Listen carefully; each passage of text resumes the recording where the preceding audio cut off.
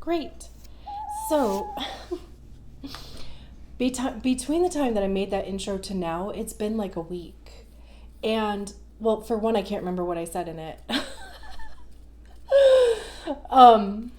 Which, I mean, like, could have happened within 5 minutes of making the video. But also, like, part of the reason why it took me so long to sit down here and do these readings is because I don't know if it's like the Taurus sun in me, if it's my Virgo moon, blah, blah, blah, I don't know. But it's like, I felt like I wanted to have something more prepared, and I get stuck and hung up on these, like, wanting something to be perfect, which it never is. And it's just almost like an excuse, right? So I don't know. Why am I talking about this? I don't know. Maybe you needed to hear it too, that if you are delaying doing something,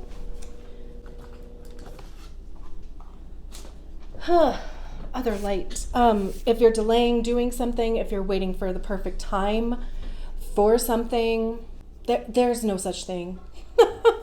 There just isn't. And, like, we start kind of like amping up on the anxiety around it too, right? Because then I started feeling anxious, like, oh my gosh, like looking at the date, oh my gosh, like when was the last time I put out videos, blah, blah, blah, and then for me, I just kind of shut down, which isn't good. That's not helpful for anybody. It doesn't make the anxiety go away.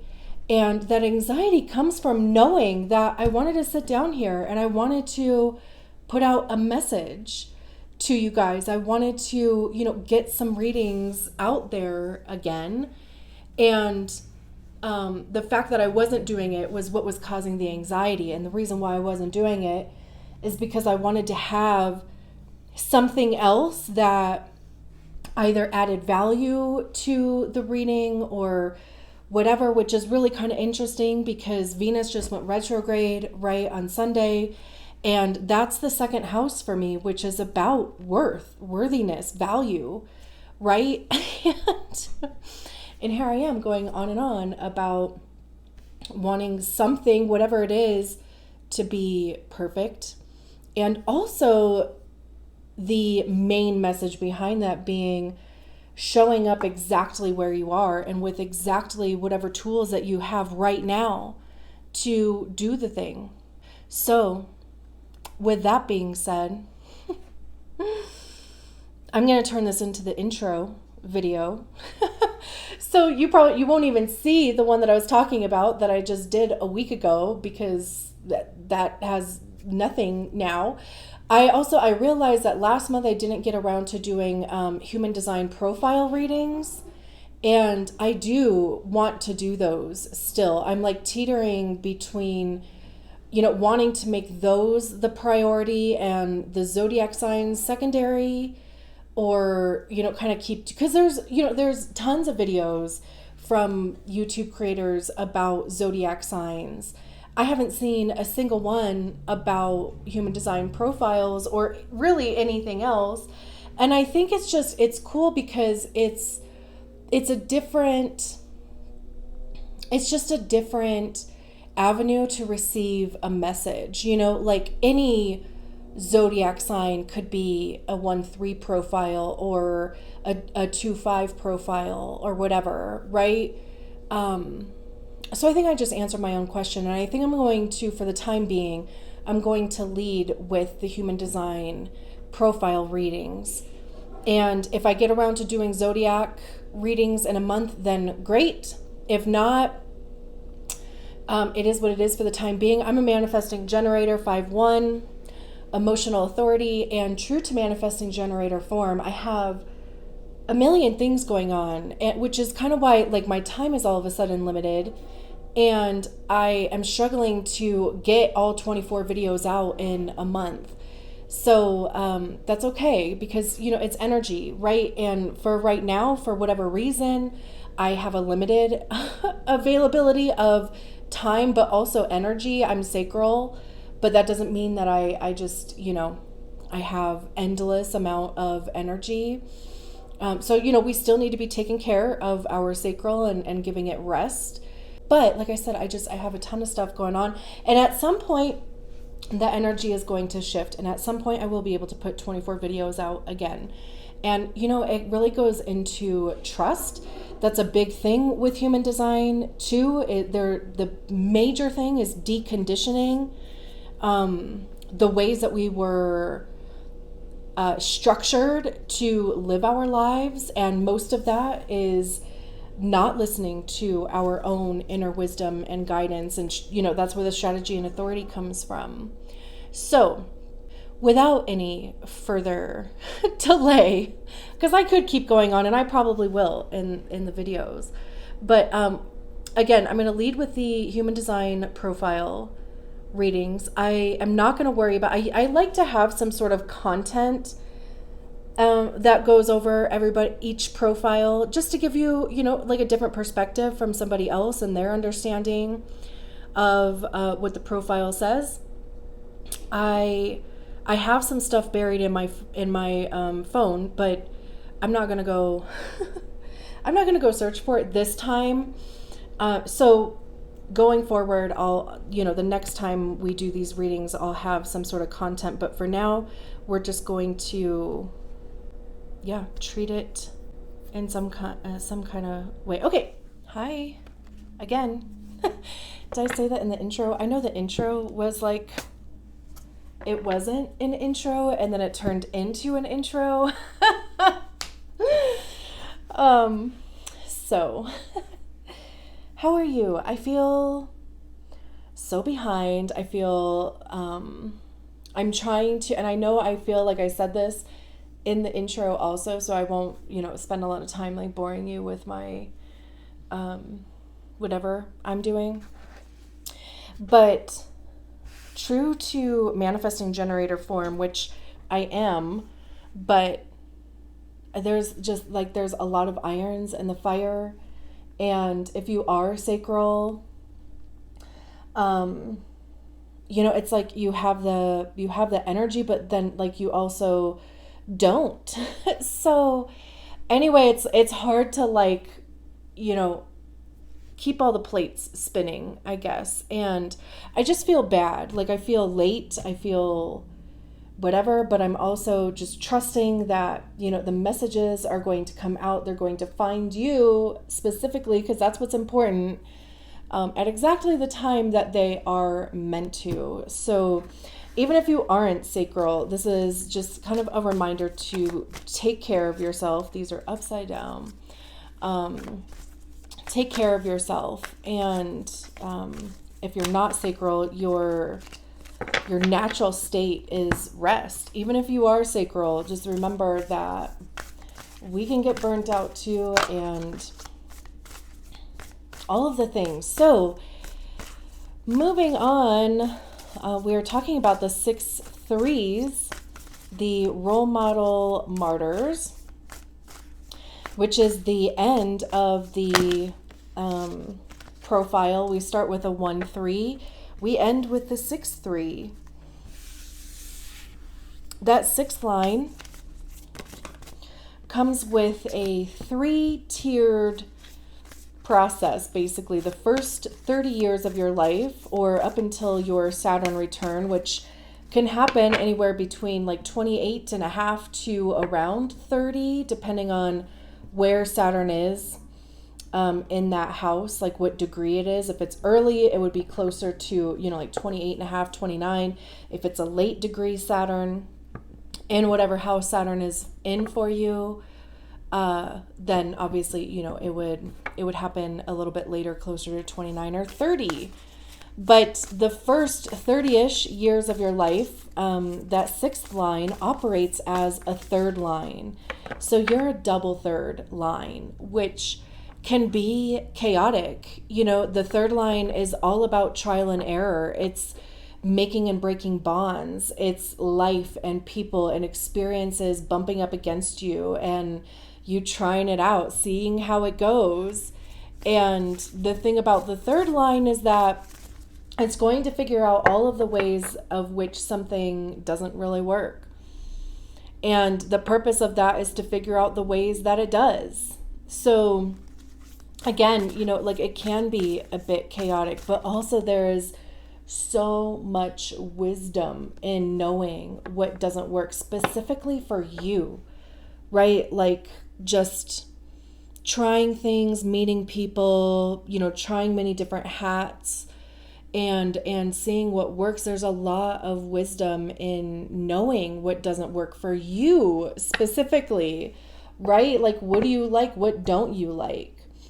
And there's this ability to be so authentic in the way that you express yourself, the way that you live your life, in your relationships. But that also, like, that comes with time. So after you go through your Saturn return, it's called going up on the roof, and you become more observant. And that's where the third line turns into the sixth line, because you start unpacking those first 30 years. You start figuring out what works and what doesn't work. Who are you, right? Who do you want to be? How do you want to express yourself? What do you want to do next? What do you want your life to look like? So that becomes more observant, more, like maybe even a little reserved, like, you don't get involved so much. I mean, you still do, but maybe not as much as you did. This is also, like a time of figuring out your career, again, figuring out your relationships, like what do you want to do? And then after the age of 50-ish around, you come off of the roof in your full role model glory. And just by living your life, people look up to you. They might ask you for advice. They might ask you to share some of your wisdom. And then, you're always going to have that third line on the body or the design side. So you're not ever truly going to get the rest that, say, like a 6-2 or like a 4-6, gets on the roof. Because that third line is always going to want to kind of pull you down. It's always going to have that ladder available to get you up and down off of the roof. It's like you might kind of find yourself bored at times, and you're like, I need to get my hands into something. And you will, but it may just not be to the extent as it did, again, like, before the age of 30. So again, like there's a lot of wisdom in that third line, trying things. Also the making and breaking bonds, that could be permanent. It could be temporary. It could even just be needing, a little bit of space. Like, if you get into a disagreement or something with a friend, with a partner, it could just be, I'm just going to go for a drive. I'm just going to separate myself, which is kind of like breaking that bond, for the time being, and then we'll come back to it. Or, again, it's also recognizing when a bond does need to be broken because it served its purpose. The energy has been used for its purpose, and it's time to move on. So anyway, that is all that I have, I think, for that. And I'm just also kind of waiting for just one card. A bunch of cards keep flying out, but we just need one. We have Uncovering Treasure. I love this. Beneath the surface lies great bounty. This feels very personal. Somebody else had this too. And I try not to do like duplicates because there's so many cards in here. I'm like, do we really need to do duplicates? But I just, like, as soon as I saw this card, I just got this feeling of, like, it's personal. It's literally looking within yourself to find that bounty. And even to, like, even how this dragon is, like, wrapped around this chest with this treasure in it. I'm just getting this, like, self-love aspect from it. So let's get your tarot cards out and let's see, get some more information. We have the 10 of Cups. Beautiful. Talk about self-love too. It's like, the love that you give to yourself, you're able to give to others. We have the Seven of Wands. We have the Knight of Swords. There's that dragon again. We have the Sun. I mean, what a combo there. Like, the Ten of Cups is the minor arcana card to the Sun card, basically. Like, it's just like happiness and being content and, you know, your cups being full and all of the good stuff, basically.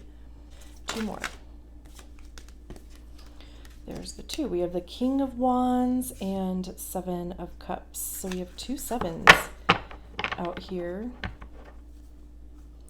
And then we have the Eight of Wands at the bottom of the deck. Okay, I just wanted to move the camera a little bit. Beautiful.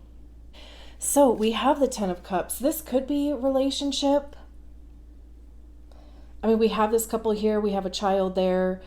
But this card does speak to family, biological or chosen. It speaks to community, friends, you know, kind of that tribe aspect.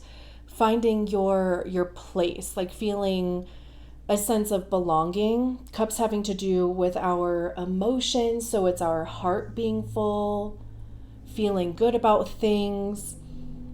Again, like I said, you know, it is like really like the happiest card in the deck. And more so because that happiness, like, it comes from your heart, right? Like, you love your life. You love everything in your life. You know, like, you love what you're doing. You love who you're spending time with. You love the people that are around you. And, you know, even on the Sun card, there's a child here. So if there's, I don't generally kind of go into that realm, but, you know, if you have wanted to start a family, if you're looking to, these are also two different children. This looks like a little girl. This looks like a little boy. It doesn't have to be. It's just how it looks like to me. And also, it's, you know, like, it's not lost on me that on the Ten of Cups, there's two people, two adults anyway. And on the Sun card, there's one adult. So there could even be something about that. But it's also, like, it doesn't necessarily have to be separation. It can be, because we were talking about making and breaking bonds with that third line, right? It definitely can be some type of separation. But it's like that the separation doesn't feel bad. There's nothing on this table that says that if there is a separation or a breaking of a bond, that it's causing you any type of like negative feeling. And if anything, it's almost like it feels like this opportunity to like stand in your independence and recognize that you are like this independent person, that you don't necessarily need to be coupled in order for something to work out for you. Because again, like, the Sun card is everything good. It's joy, it's bliss.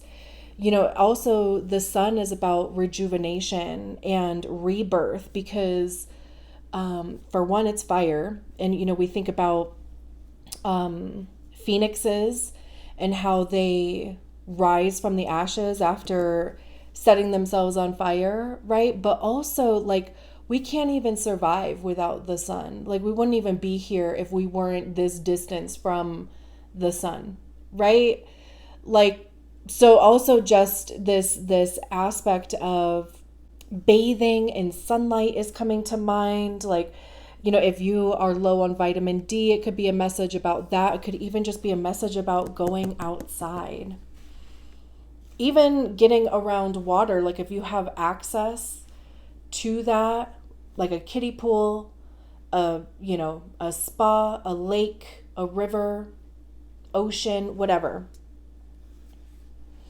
Even just taking a bath during the day when there's, you know, sunlight. That's kind of interesting.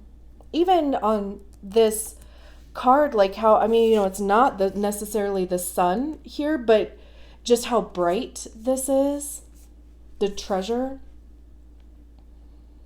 It does look like it's daytime, at least.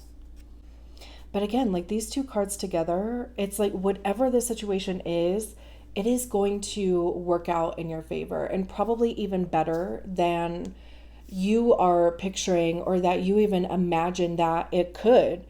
And the Seven of Wands, also, the sun is Leo. We just had a Leo new moon, which I think is between yesterday and today. So that the vibe might still be going on. Also, Venus is in retrograde in Leo right now. So I love that the Leo card even came out. Like, there could just be a lot of things like going on in that house for you that maybe you're recognizing outside of yourself. Even the Seven of Wands is related to Leo. So, again, I feel like there's a message there. Maybe you are a Leo. Maybe the person that you're dealing with is a Leo. Maybe there's somebody around you significant that is a Leo. Maybe it's even just setting intentions, because with new moons, it's about setting intentions for what's new. Like, what are we welcoming into our lives, and getting clear about what the Ten of Cups is for you. Maybe even recognizing that you don't need this other person to feel fulfilled and purposeful and happy. And because truly it does begin within us, right? So the Seven of Wands, interesting, is about standing your ground. It's about defending your actions. Wands are about the actions that we take on our desires. How do we express our creativity? It's also the motivation behind those things.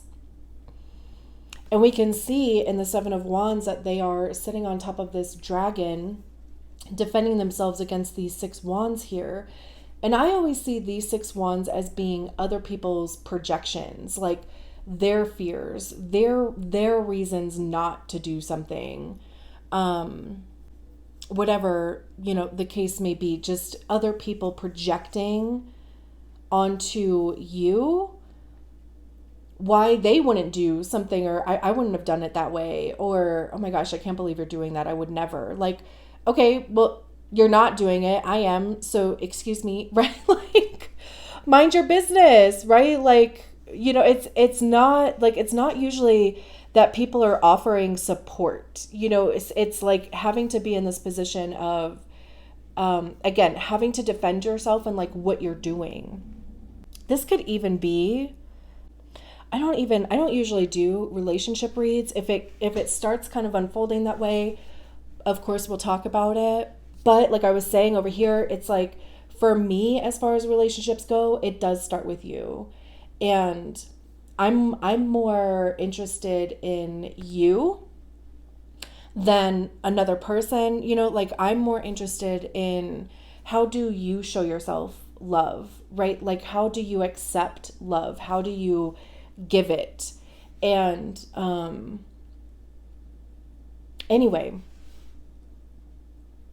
this is kind of, and that's all to say that I am going to just kind of break this down. If this is relationship wise, like if there is somebody else involved in your life, or trying to be, or has been, like maybe at one point there was kind of this fairy tale, or this is the fairy tale where you were partnered up with somebody, maybe there was a child involved, or wanting to be, like planning for the future that way. And in the Sun card, with there being just the one person, there could be some level of separation where, you could be in separation now. It could be coming up. You could be considering it, or just kind of like that back and forth thing. And the other person is almost like trying to, like, there's like a level of resistance, like resisting growing up in some capacity. And I say that because the Seven of Wands is paired with the King of Wands. The King of Wands is an adult. They act like an adult. They have adult responsibilities. They honor and contribute, and they honor those responsibilities. They get it done. So that's why I'm saying it that way, because the Seven of Wands, they're somebody who is not, you know, like grown up, like they are resisting this down here. It's like, no, I want to have my cake and eat it too. I want to keep doing what I'm doing. It could even be that it's like this inner child wounding thing, that it's like they're just reacting, but not from a place of knowing where they're reacting from. And a lot of us do that, right? Like if you haven't spent a lot of time deconditioning and figuring out where your personality comes from, where your ego comes from, then we do just lash out. We do, kind of defend our actions and resist change because it is so ingrained in our like personality and our identity, these wounds that like made us who we are, right? But then we have the King of Wands, and like I said, the King of Wands is a full-blown adult. Like, it's the highest expression of the suit. And I'm only kind of saying it this way, and I'm kind of even like rushing through it because I want to get back to the other message.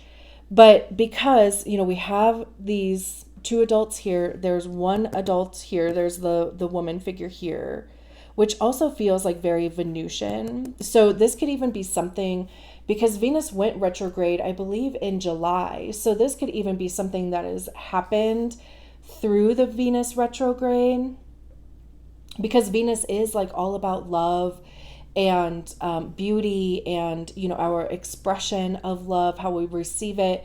So there could be like something, and with it being in retrograde, there is something that would be coming to the surface, something that is being shown to you where you're like, I don't like that. I've never actually liked that. Like, I don't like that, like you are defensive, or that I can't just have a conversation with you about something that is bothering me or whatever. I mean, maybe it's the other person that feels that way about you, right? However it fits. But the King of Wands, highest expression of the suit. So this is somebody who is going to be confident in their actions. This is somebody, again, like having that wisdom because they've gone through from the ace to the 10. They've been a page, they've been a knight, they've been the queen, and now they are the king. Even fitting into that role model sixth line, right? Like this is where you would end up as that role model, because it's taking all of the lessons that you've learned, which is very Wands too, because you're taking action on things, you're trying things, you're seeing what works and what doesn't. So the King of Wands knows, like they know what works, they know what doesn't. And with it being a king, they do have a kingdom that they oversee. So again, that's why I was saying the Seven of Wands is like resisting growing up and accepting responsibility and, just being in that king energy. This could, of course, be you. Of course, like take it how it fits. And then we have this Knight of Swords. That looks like somebody completely different. They have darker hair, they have blonde hair, they have blonde hair. I feel like even this king has blonde or like a light brown hair. You might not be able to see that like from on the video, but like the Knight of Swords has dark hair. And the Knight of Swords is very fast moving. It's an air sign, so Gemini, Aquarius, Libra. I can't remember specifically who this card like belongs to, like which sign. But it is air. It is about, our state of mind, our frame of mind, mindset. It's intelligence. It's also, swords deal with truth and honesty too. Like divine truth, objective, right? Like it's based solely on fact, solely on what evidence you do actually have. So it's kind of void of emotion. I also see swords as being the card of ego, because that's generally where we hear our ego is in our minds. And our ego is created by the stories that we attach to experiences and emotions, whether they're true or not. and whether they're even our stories or not. It could have been a story that was fed to you by a guardian or by a parent or a sibling or a friend or whatever when you were younger. But also it's the things that like make up our personality. It's the reason why we do things, but more so why we don't do things. So, the Knight of Swords is really kind of fast moving. I mean, they're on a flying horse here. It can be like the Knight of Swords can be a bit like impulsive. But this could be a new person that just out of the blue, boom, shows up. It could even be, for whatever reason, I'm like getting this feeling that it could even be somebody that you already know. But anyway, like the look on their face, I don't know if you can see this, but the look on their face, like their brow is all kind of furrowed. It's like a little side eye. I don't know if you can see that. It's just kind of funny to me. So we have these 3 cards that have 3 male presenting, right? Like figures on them. We start with the 10 of Cups that has a female and a male presenting people on them. The Sun has 1 female on it, and then the 7 of Cups has another, and they're all blonde, right? So that is just kind of interesting to me. It's almost like if this does have something to do with relationship, it's almost like, like separating, figuring out your shit, like, independently. And I'm not even sure, like, there's nothing that's really saying that there's anything about like it coming back together, at least right now. But even going back to uncovering treasure beneath the surface lies great bounty, like there is a lot of wisdom to be gained through this. And even like I was saying at the beginning, which is so interesting because it always ends up tying back somehow to whatever I'm talking about in the beginning, is knowing yourself, learning something new about yourself. What will you accept? What won't you accept? Because the 7 of Cups, I also love that we start and end with cups. But the 7 of Cups is about having options. The 7 of Cups is like the Marie Kondo card to me because it's what stays and what goes. And it's going through each cup. And it's like, okay, does this make me feel good? If it does, it can stay. If it doesn't, it's got to go. There's also like a daydreamy aspect to the 7 of Cups. Some people say that like the 7 of Cups is also about like indecision, just not quite knowing like which cup to choose. So that could be there, but there's something like there's a rainbow coming out of this cup. This dragon is holding 3 other cups. It's almost like looking for something because they're holding these cups, but then they're like looking underneath it too, right? There's dragonflies and these 2 cups, but then there's this fairy that's carrying this 1 cup to her. Also, if you can see, like she's got pink or purple streaks in her hair. So there could even be some change in appearance that you're considering. I would probably wait to do that until after September 3rd, because that's when Venus goes direct again, and you don't really want to do anything necessarily permanent during Venus retrograde. So it's like one thing if you have like clips or something that you can put in your hair, but I wouldn't like dye it anything extreme until after Venus retrograde, because you might be like, what was I thinking? But I mean, you might be considering changing something about your appearance. Maybe you want to express yourself differently in some aspect. There's nothing wrong with that. Also, even trying things. It's interesting too, because then we have the 8 of Wands at the bottom of the deck. So we have this progression from the 7 to the 8, which I love. I love a progression. But also the Knight of Swords is a fast moving card, and so is the 8 of Wands. So whatever the situation is, it does pick up momentum. This, the 8 of Wands is generally about communication. But Wands, again, are about action, motivation. I see wands as being information too, because like I was saying before, that's what you get by trying things. You get information. It's all knowledge, right? It's life experience. So you figure out what works, what doesn't work. What do you like, what don't you like? There's also like the stampede aspect. So this could even be, it's like if there is some sort of resolution, it maybe even just happens fast. And, maybe, communicating, if there are another person involved in here, it's like all of a sudden, like you communicate very clearly and quickly. But then interestingly enough, we have the Knight of Pentacles at the bottom, behind the Eight of Wands. And it's like the opposite, because the Eight of Wands is fast, the Knight of Pentacles is slow. This could even just be an agreement to move forward, but like taking things slower, slowing things down. Pentacles have to do with our money. It's our time, it's our physical body. Like, what are we spending our physical time doing? It's value and worth. Again, it's about our money too.